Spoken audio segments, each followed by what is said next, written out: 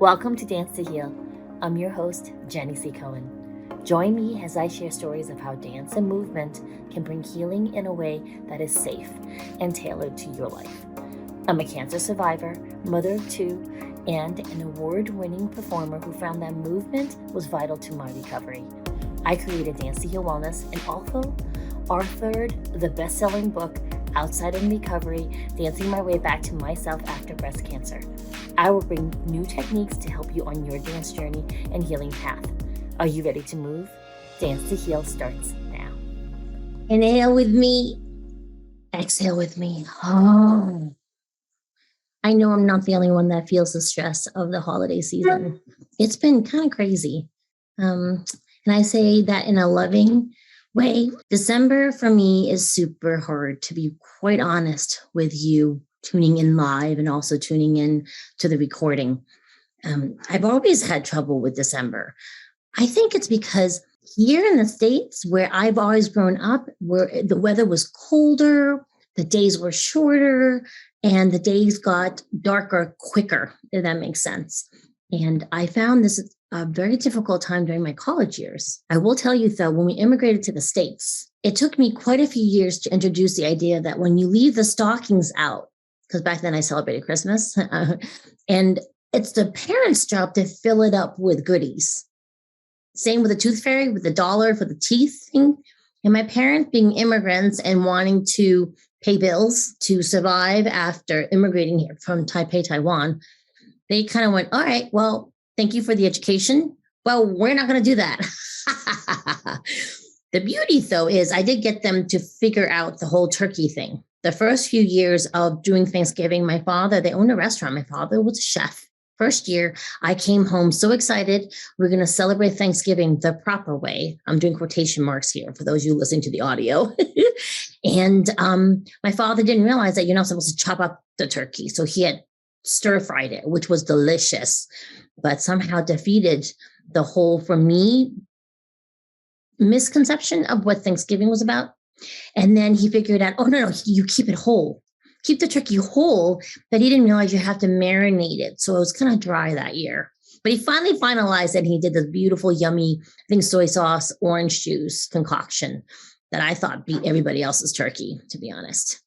I'm going off on a tangent because I'm getting around to explaining how sometimes in childhood, we are not quite sure of when it happens or how it happens, but we, through sheer survival of childhood, will accumulate methods of surviving moments of powerlessness. Yeah. And for me, that pathway, I try to find my way out of it through dance all the time. When we first immigrated to the States, there were these ballet classes that I really wanted to go to. Third grade, I think about. And my parents acquiesced after months of my begging to let me take these beautiful ballet classes. But because they were immigrants, having come to the States and they worked hard, they really just wanted me to get good grades and get a degree and become a lawyer or a doctor. Granted, this is 50 plus years ago, okay? 50 years ago. No, 47 years ago. Either way, they acquiesced. All of that begging and nagging got me what I wanted. However, they could not come to the performances. And I would be the only child without parents there watching and supporting and cheering me. So I kind of stopped doing ballet for a little while, but then found it again in high school. And not only did I find ballet, but I found modern dance. And I still remember Mrs. Levine from Brooklyn High School, how she made me feel during those classes. And I didn't realize I was trying to heal through the movement. Then later on in college, I got to take some dance classes. I don't know if I mentioned it to you before, but Deborah Messing from Will and Grace was my classmate at Brandeis University. Super cool lady. We took a few dance classes together. I joined the dance team, still searching, intuitively knowing I needed to move, knowing I felt really good, but not understanding that I needed to marry it with a very good and qualified therapist, not really realizing it. I found this wonderful man who we got married, and he introduced me to the concept of therapy, not just has a direct relation to trauma, but also long-term, it became this ongoing journey of tracing back to all these methods that I used as a child to make sense of my moments of feeling powerless. Okay. Unsafe. Trigger warning. I did have very traumatic incidents happen in my childhood. Yeah. Part of my coming to terms with that and forgiving the people around me so I can heal has been redefining that, has moments when I felt powerless. And those are seared physically into my body. And in order to heal, I need to release it through movement, coupled with therapy. Yeah.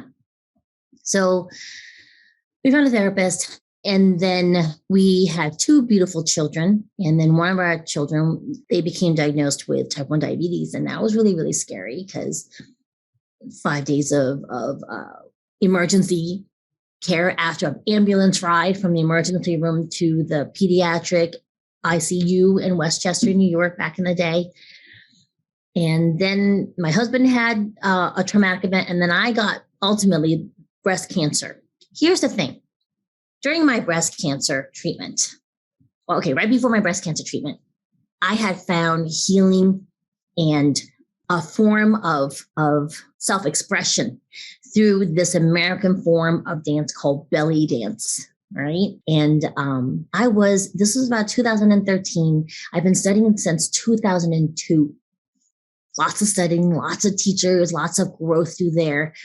And I had hit a point where I was ready to make a career out of it or start really putting myself out there with solos and being willing to take on students.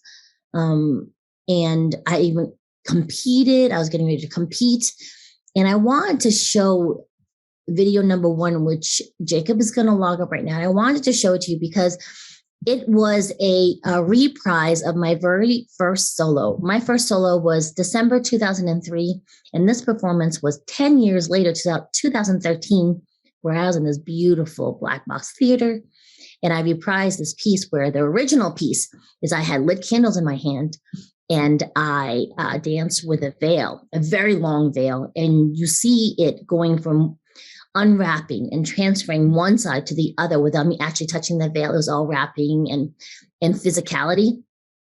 But I wanted to show you this video in particular, just a small section of it, to show you how strong and alive and how I was healing, I thought, in this performance. If you could hit that video, please, Jacob.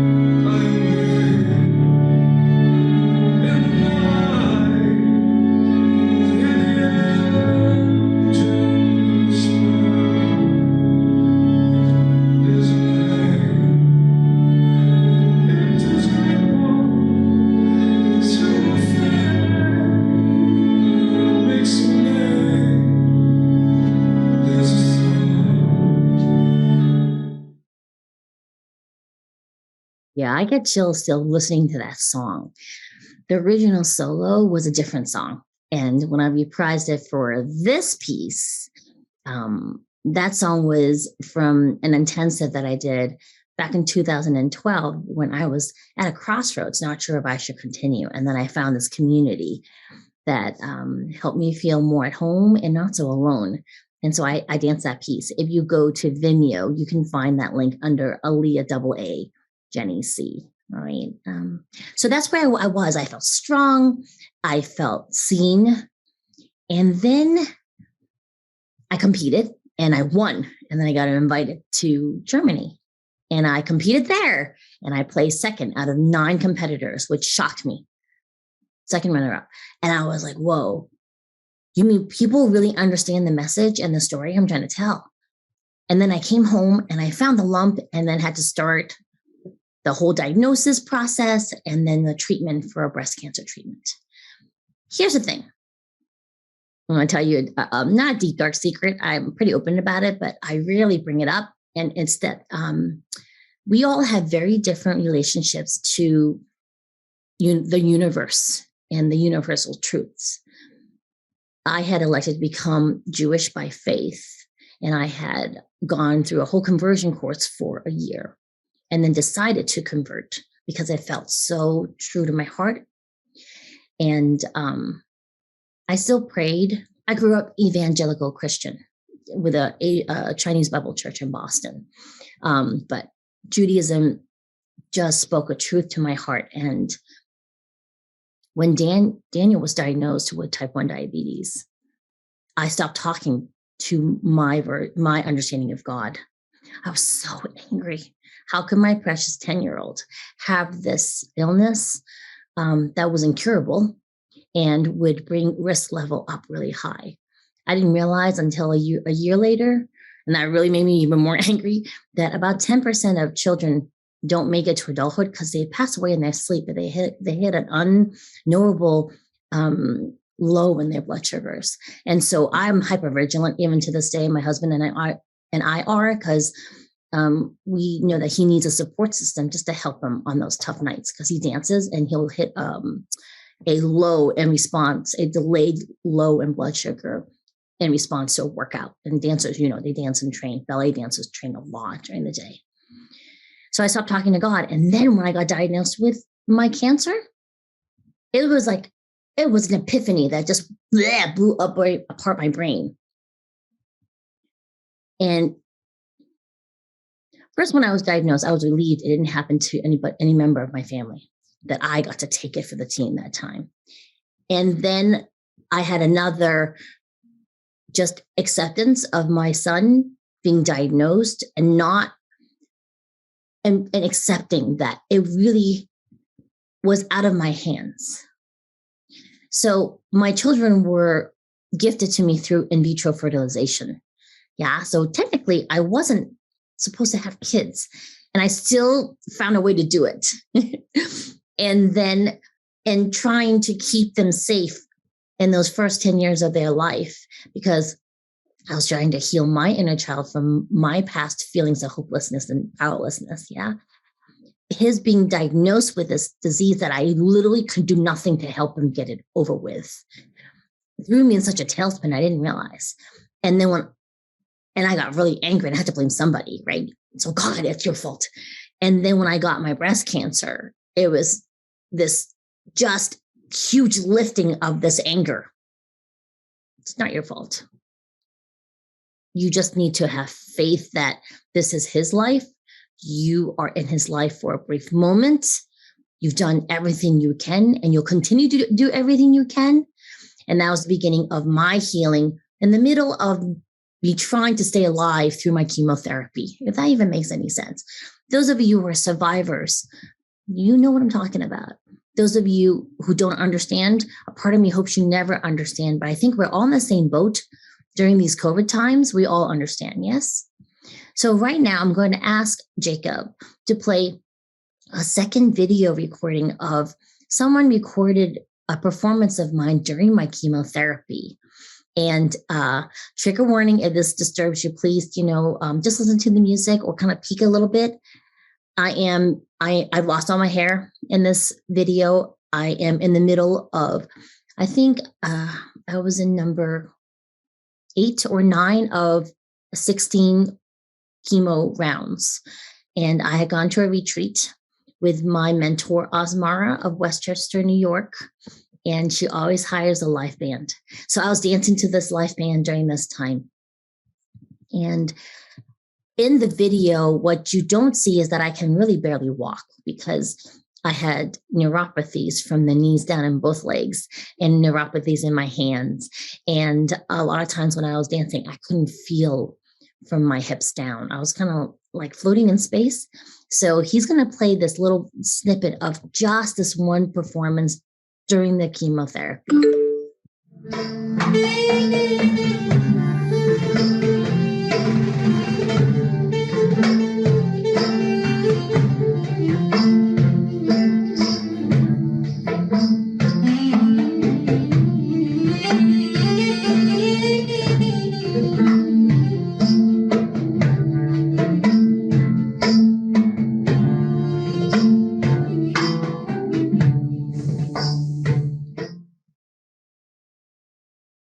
Yeah. Yeah, you can't tell. Or maybe you can tell. It was hard then to even want to finish chemo and treatment. The surreal thing is, if you watch that video and my performance,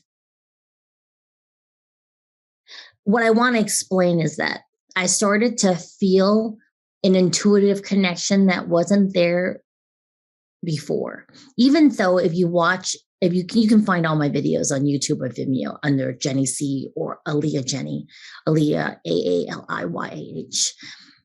If you look at those videos, I still look strong, but there is an intuitiveness I see in myself that starts to get stronger during my chemotherapy and my recovery, even as I physically got weaker and weaker with every treatment, because that performance was September, and I did not finish chemotherapy until end of December of that 2014. So it was very interesting for me to feel the letting go of being in this plane and feeling a stronger connection to the universe, or outside of this understanding of just these five senses. I started to see a difference in that in my performances. And so I wanted to share with you why dance was so important to me. It was more than giving a break to my family, and more than getting out of my house to feel the energetic exchange of other dancers and heal from that. It was another layer of it was I found myself performing more because there was this inner calling to still perform, even though I'd have to make a choice. Lay low all day just so you could perform, or don't get up until a lot later so you could perform. Or if you wanted to take your class, you couldn't perform, and I would have to back out of some performances. Yet I still competed the following year, and I still felt that very strong connection. There's something about having your mortality flash in front of you for a period of time to make one super aware of really what's important. And so I started to heal in a way I wasn't even aware of. And I wanted to share that with you. Now, Jacob is going to play another video number 3. And this is a recent performance I just did actually this weekend. Yes. So I was a special guest for Florence Leclerc, who is situated in Canada. And I was super honored to be asked. I want to give you a little background, though, about this performance. First of all, the costume that I'm wearing is one of my very first costumes that I bought of that caliber. Aida is from Russia, and her costumes are exquisite, very sparkly. This costume was I bought it and ordered in 2015. And I want to be very specific and open about this. When I watch that video, all I can see is my physicality, my physical being changing since before my chemotherapy to now, 2014, now it's 2021. However, if I pull back a little bit, I can see a roundness of my performance and expression that was there even before the chemo, compared to even before the chemo or even during the chemo, if that makes sense, because I am a lot physically stronger now than the other performance you saw just then of me bald. Okay. This performance is a little bit special because it was in my basement downstairs, and it's a piece of music to when my mother used to sing this. And I don't know if you guys know what cassettes are and little recorders, but back in the day, when my father first immigrated to the States, my mother couldn't call him long distance. So she would just send him bags of her voice recorded on cassettes. They were separated for 2 years while she was in Taiwan and my father was in the States. During that time, Teresa Tang was a very popular Asian. She was Taiwanese, I believe, but she could sing Japanese. And all of the Asia countries adored her. And she united us in a way that hasn't happened in a long time. So we're about to hit this this third piece. If you could hit that for me. 轻轻的歌吻，已经打动我的心，深深的断情，叫我思念到如今。 Oh yeah, that one brings so many memories. And the child parts of me healing through trauma have loving memories of that song. And so it was really important for me to perform to it. Here's the kicker, y'all. I almost fell down a flight of stairs about 3 days before that performance. And I wanted to dance with this veil. I had a brace on my arm. We thought I broke my hand, and we had to go to Instacare and get x-rays. And they said, it's just a bone bruise. And the hand therapist in me was like, really? Because it feels like it's broken because of the neuropathies. And I wasn't aware 100% if it was a true break or not. But luckily it's fine now, but not during that performance. But that was super special. And I want to share that with you. So in closing, because I'm just about out of time, what happened? Anyways, I want to share with you a very special performance of mine. I think I have enough time. Jacob gave me another 30 seconds before we have to play it. And this is from an event that I put on same time as September. My children asked me to perform. I was in the middle of chemotherapy. You might see them in the video. It was my very first standing ovation in a performance. And I know it wasn't from pity. It was because during this performance, I drew on this universal energy to get me through. And I wanted to share that with you today. So we're going to close the show with this video, and I'll see you back in January. Please have a healthy and safe holiday.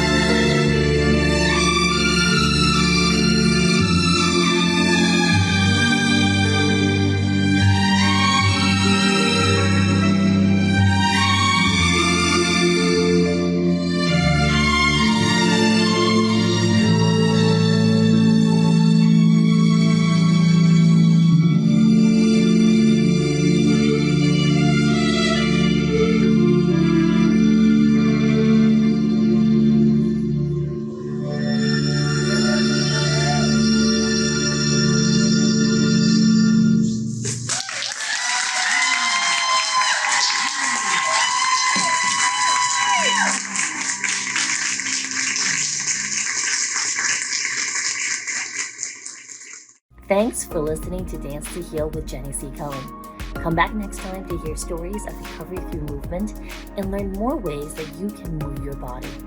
To work with me and continue your journey, visit OutsideInRecovery.com. Are you ready to move?